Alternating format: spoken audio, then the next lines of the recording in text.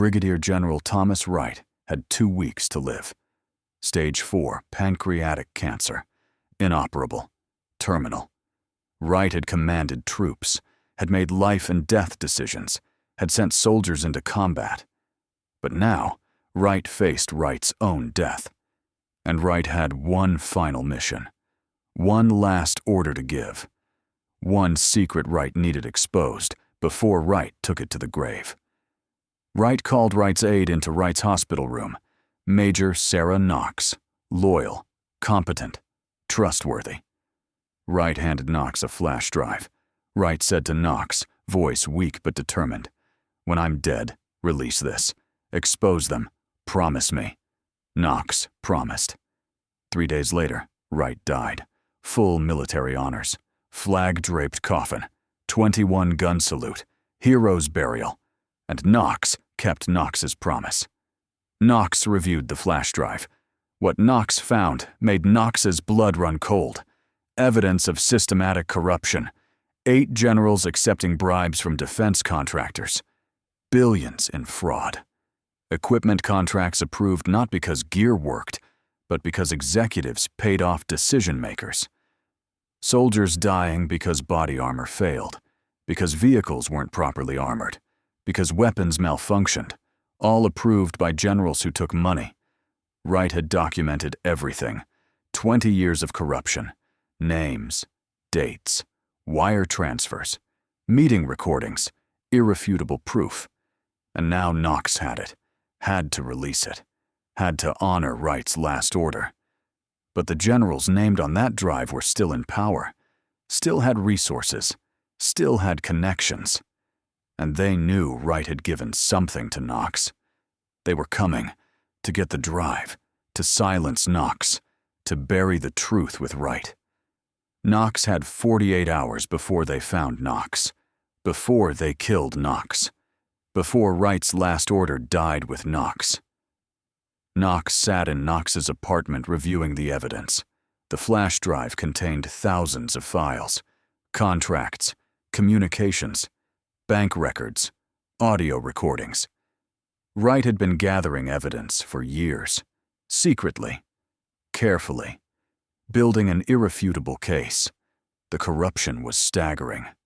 General Marcus Holland, 3-star, head of Army Materiel Command, responsible for equipment procurement. Holland had taken $12 million from Titan Defense Systems. In exchange, Holland approved contracts for body armor that failed ballistic tests. 47 soldiers died wearing that armor, shot through vests that should have stopped the rounds, all because Holland took bribes. General Patricia Caldwell, 4-star, Vice Chief of Staff of the Army. Caldwell had taken $8 million from Blackstone Vehicles, approved contracts for transport vehicles with known armor deficiencies. 83 soldiers died in IED attacks. Vehicles that should have protected them didn't, because Caldwell prioritized bribes over soldier safety. 6 more generals, similar corruption, similar deaths. Wright's files showed everything. Showed that over a 20-year period, 347 American soldiers had died because generals approved faulty equipment for profit. 347 families told their loved ones died serving their country, when really they died so generals could get rich. Knox felt sick. This was worse than Knox had imagined. This wasn't just corruption. This was murder. Systematic, calculated, protected by rank and power. Knox had to release it, had to honor Wright's trust. But Knox also knew what would happen. The moment Knox went public, Knox would become a target. The generals had too much to lose, too much power, too many resources. They'd eliminate Knox, make it look like accident, suicide, anything to stop the evidence from spreading. Knox made copies, multiple drives, encrypted, sent to different locations, lawyers, journalists, congressional staffers, timed to release automatically if Knox didn't check in daily. Insurance. Then Knox called a press conference. Before the generals could stop Knox, before they could silence Knox, Knox went public, immediately, with everything. Showed the documents, named the generals, detailed the deaths, made Knox's self too visible to disappear quietly. The response was immediate. Media firestorm, Pentagon in chaos. The 8 generals were suspended pending investigation. Criminal probes were launched. FBI, Defense Department Inspector General, Congressional Oversight Committees. Everyone wanted answers. Everyone wanted accountability. The generals tried to discredit Knox, called Knox a liar, said Wright had been mentally unstable, that the cancer had affected Wright's judgment, that the evidence was fabricated.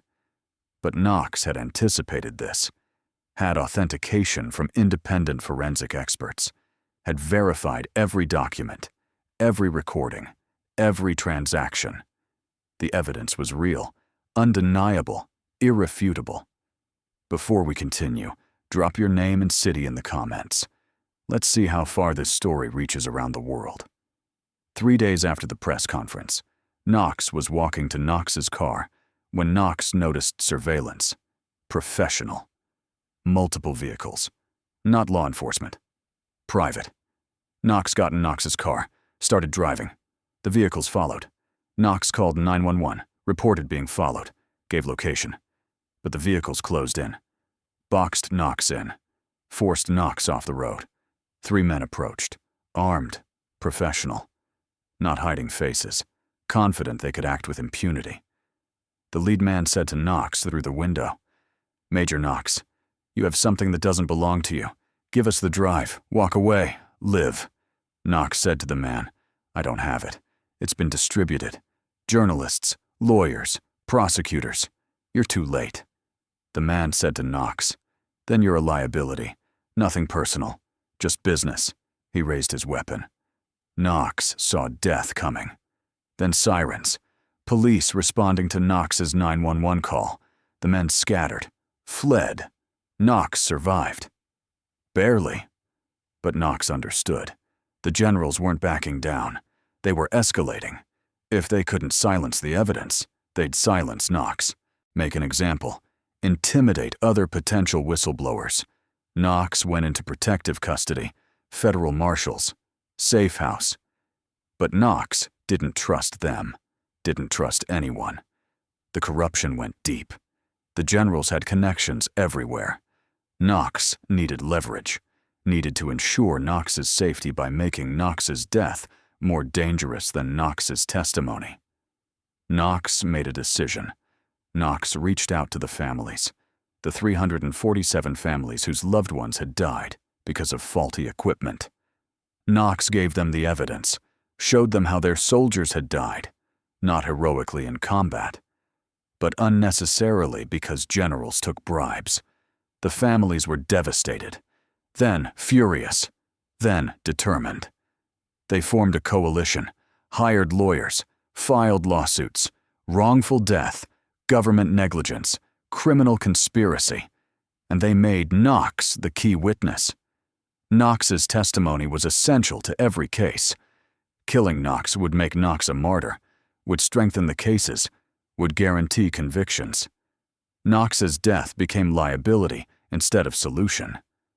The pressure mounted. Public outrage, congressional hearings, criminal investigations. The 8 generals were arrested, charged with bribery, conspiracy, dereliction of duty, negligent homicide. The trials were lengthy, complex, but the evidence was overwhelming. All 8 were convicted. Holland got 35 years. Caldwell got 40. The others got sentences ranging from 20 to 50 years. Titan defense systems collapsed. Blackstone vehicles lost all government contracts.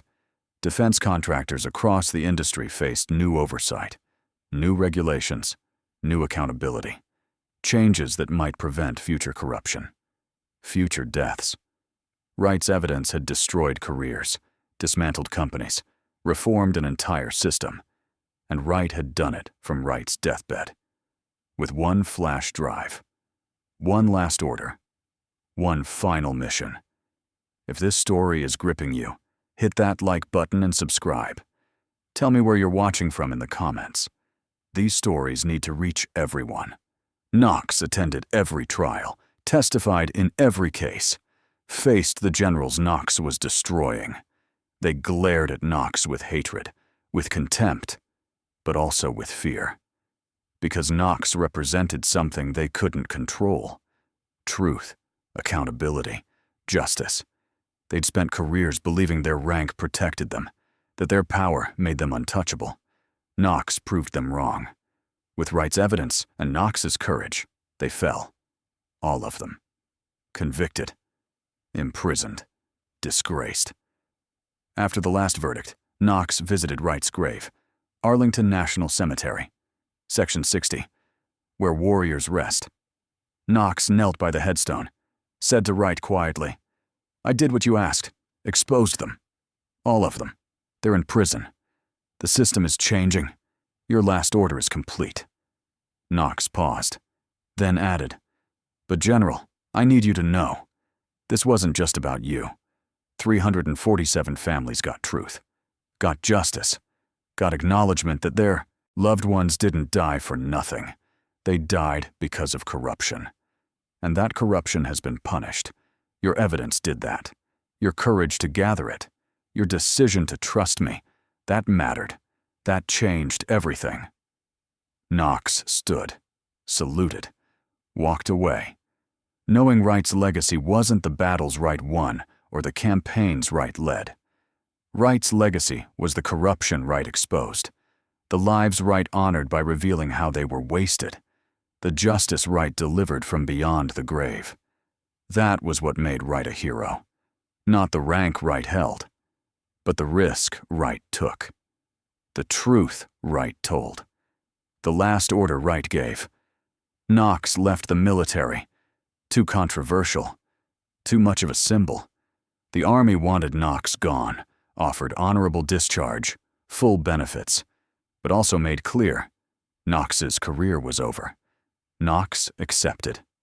Understood. Knox had destroyed generals, had exposed systemic corruption. The institution couldn't forgive that, even though Knox had been right, even though Knox had saved lives by preventing future corruption. The system protected itself. Always. Knox understood, and Knox was okay with it, because Knox had done the right thing, had honored Wright's trust, had brought justice to 347 families. That mattered more than any career. Knox took a job, nonprofit, government accountability, helping whistleblowers, protecting people who exposed corruption, using Knox's experience, Knox's connections, Knox's knowledge of how the system worked and how it failed. Knox helped others do what Wright had done. Speak truth to power, expose corruption, face consequences, but know it mattered. Years later, Knox would receive letters from families, from soldiers, from people Knox had never met, thanking Knox for exposing the truth, for holding generals accountable, for proving that rank doesn't excuse criminality, for showing that one person with courage can change everything. Knox kept every letter. Read them when Knox doubted, when Knox wondered if destroying Knox's career had been worth it. The letters reminded Knox, yes, always yes. Wright's evidence had saved lives, had changed policy, had brought justice. That was worth everything. Knox carried one thing from Wright, not from the flash drive, but from that hospital room. Wright's last words before giving Knox the drive. Wright had said to Knox, "I'm dying. I can't fix this." But you're not. You can. You're young, strong, brave. Promise me you'll see this through, no matter what it costs. Promise me those 347 soldiers won't have died for nothing. Promise me their families will know the truth. Promise me. And Knox had promised, had kept that promise, had paid the cost, had seen it through, had made sure those soldiers' deaths meant something, had given their families truth and justice and accountability. That was what mattered. That was what endured. That was Wright's last order. And Knox had executed it perfectly. Despite threats, despite danger, despite career destruction.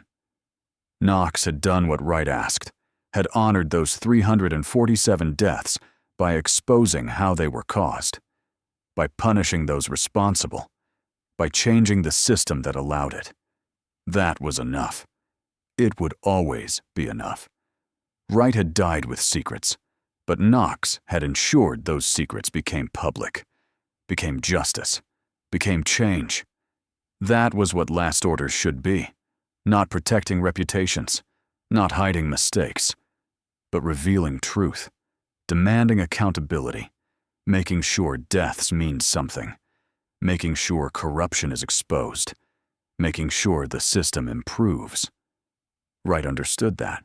In Wright's final days, in Wright's last coherent moments, Wright chose truth over legacy, justice over reputation, future soldiers over personal comfort. That was real leadership, real courage, real honor.